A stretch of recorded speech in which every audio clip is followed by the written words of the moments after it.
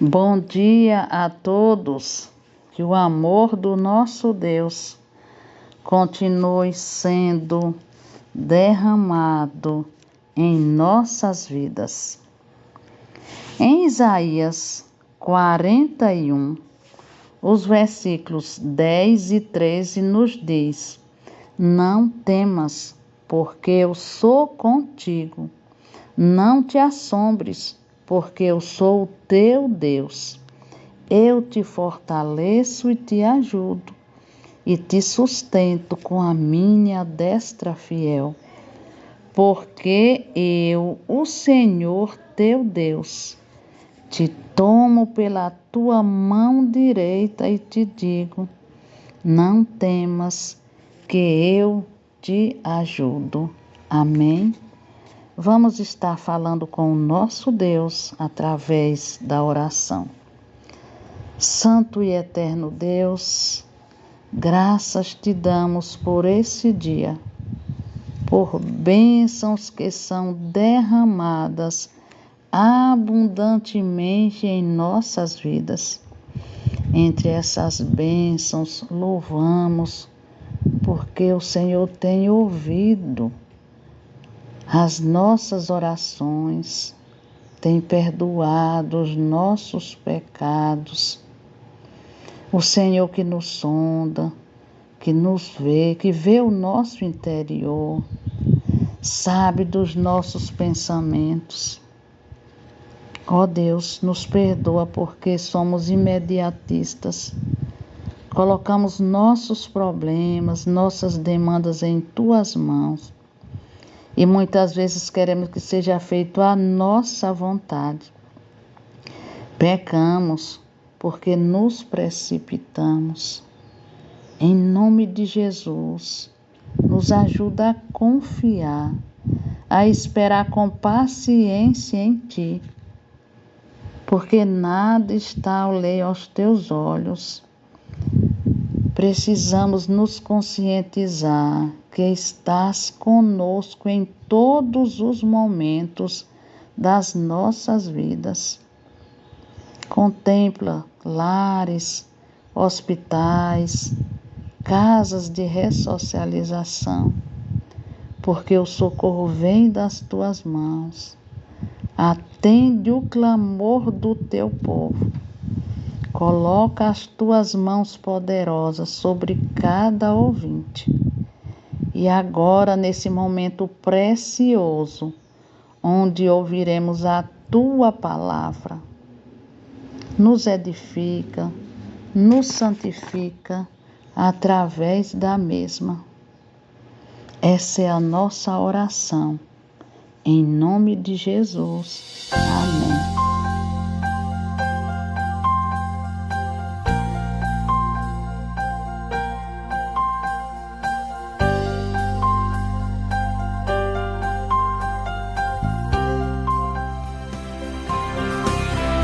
Tu és santo, tu és santo, tu és forte, tu és forte, tu és digno de meu louvor, vou seguir-te, vou ouvir-te, vou amar-te. Em meu viver, hoje eu canto, Senhor, és o Deus, poderoso Deus,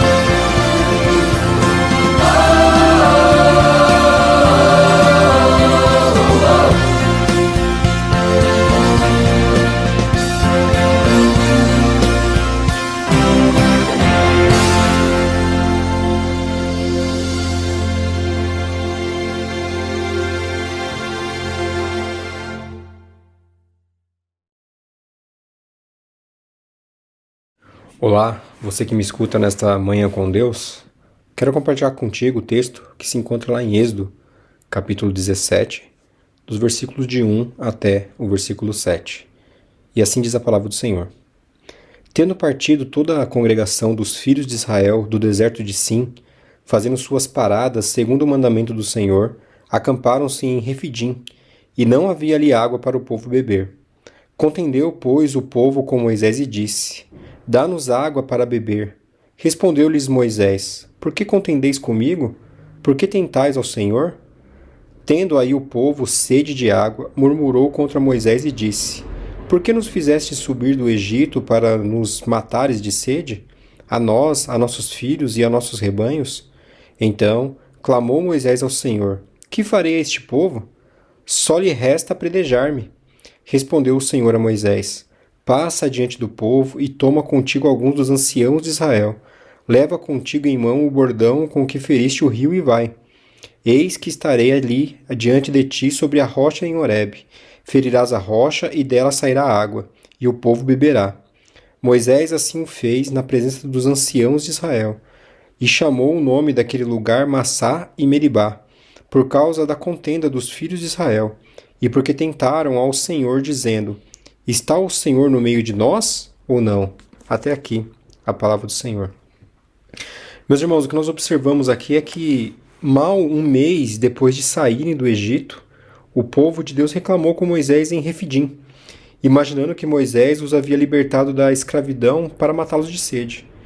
Então, ele renomeou o local, como nós vimos no texto bíblico, para Meribá, que significa disputa, e também Massá, que significa teste, porque ali eles testaram o Senhor. E para responder às queixas dos israelitas, o Senhor disse a Moisés lá no versículo 6 de Êxodo 17: Eis que estarei ali diante de ti, sobre a rocha em Horebe. Ferirás a rocha e dela sairá água, e o povo beberá. Apesar das repetidas lamentações dos israelitas, Deus repetidamente lhe proveu água fresca, carne fresca, maná do céu e até mesmo um dia de descanso, o 7º dia. Nós lemos esses relatos das queixas dos hebreus e quantas vezes nós balançamos a cabeça diante da falta de fé deles. Talvez a pergunta que nós fazemos é por que eles suporiam que Deus os redimiu do Egito apenas para deixá-los morrer no deserto? E, no entanto, quantas vezes nós também oscilamos entre fé e o medo? Isso talvez ao longo do dia. O que dizer ao longo de um mês? Ou o que pensar ainda ao longo de um ano todo?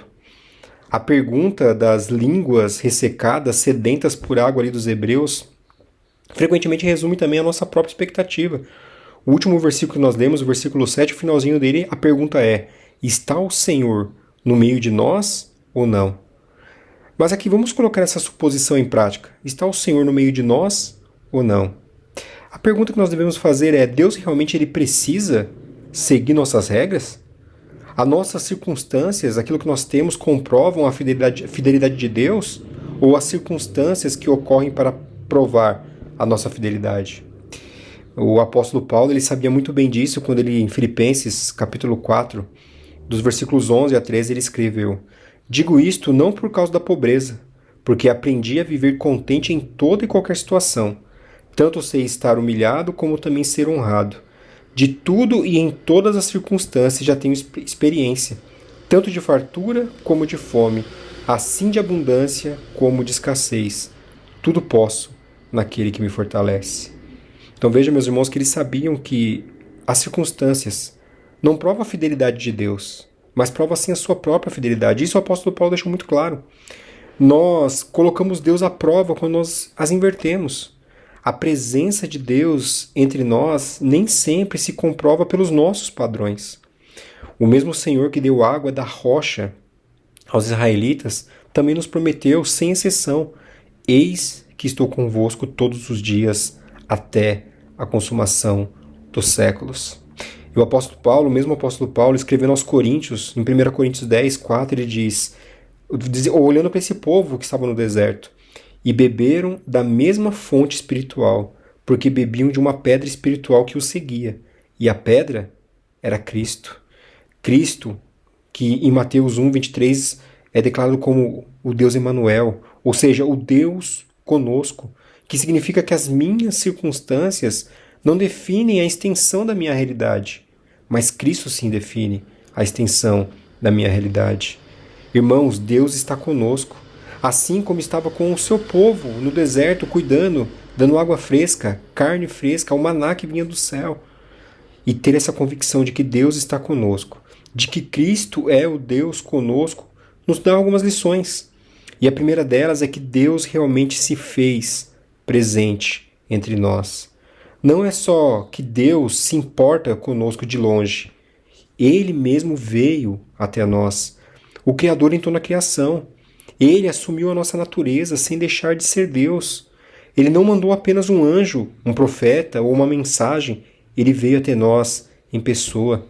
E isso mostra o valor que ele dá a nós e o compromisso dele em nos redimir.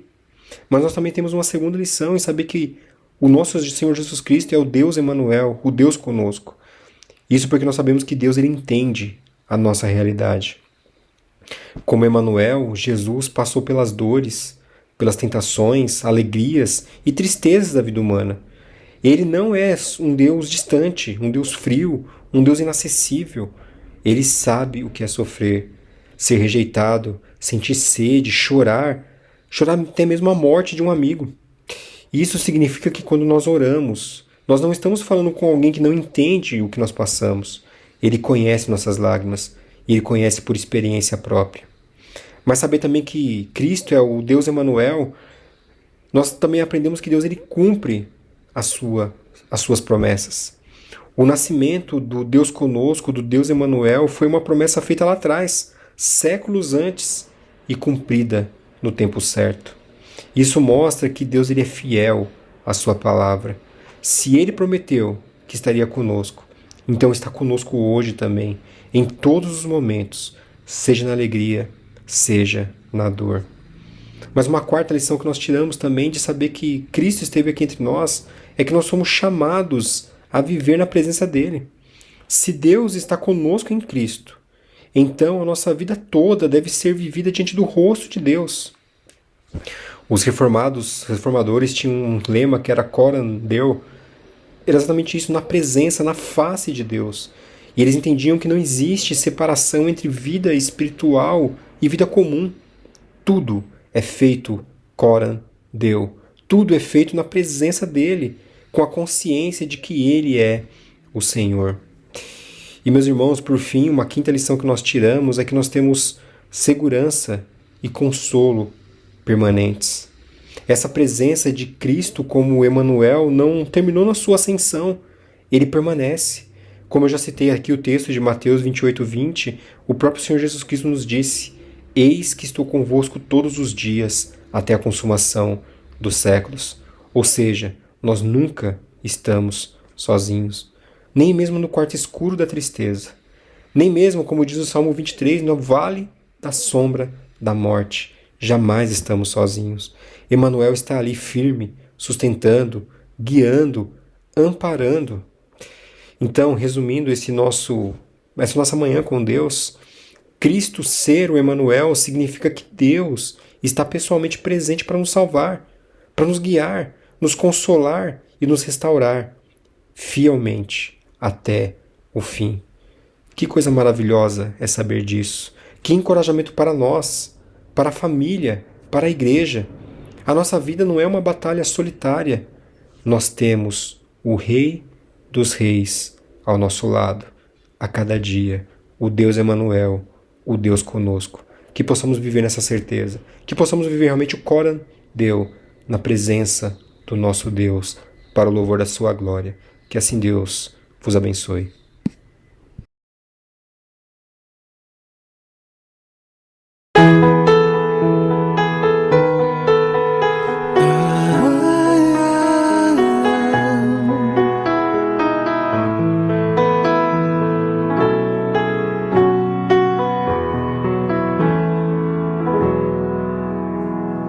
Tu és soberano sobre a terra, sobre os céus. Tu és Senhor absoluto.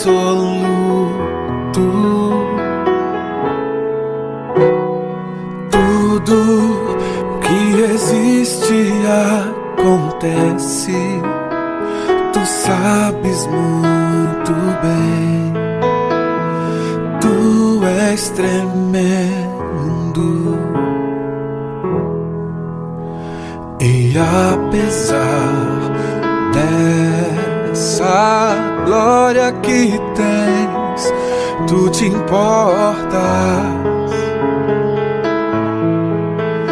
comigo também,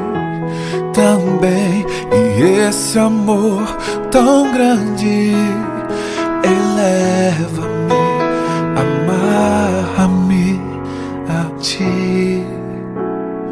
Tu és tremendo.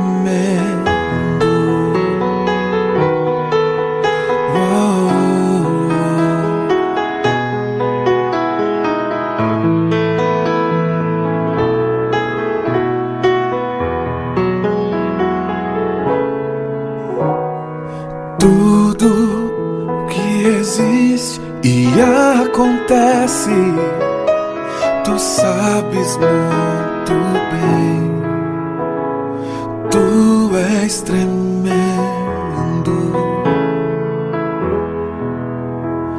e apesar dessa glória que tens, tu te importas comigo também,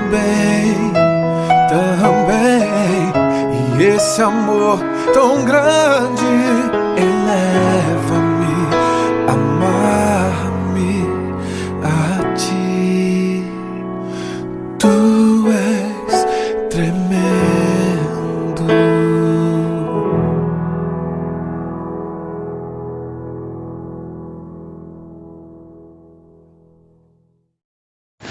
Bondoso Deus, ouvimos a Tua palavra. Aplica em nossos corações. Tira de nós toda ansiedade. Nos ajuda a confiar e descansar em Ti. Em nome de Jesus, contempla cada ouvinte. Oramos agradecidos em Teu nome. Amém.